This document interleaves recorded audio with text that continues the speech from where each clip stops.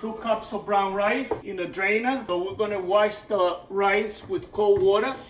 Give it a nice wash. We're gonna go straight to the pot. Now we're gonna add 4 cups of cold water.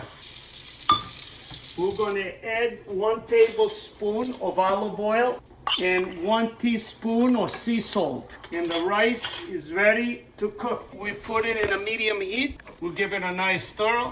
And we're just gonna let it boil. 7 minutes later, the brown rice is boiling. We're gonna cover the rice. We're going to let the rice cook for 10 more minutes on medium heat boiling. 10 minutes, the rice is still boiling. We put it in simmer. We're gonna stir it, put a lid on it. We let it simmer for 25 minutes. It's been 25 minutes. Now you just give it a nice stir, shut off the heat, and let it rest for 5 minutes.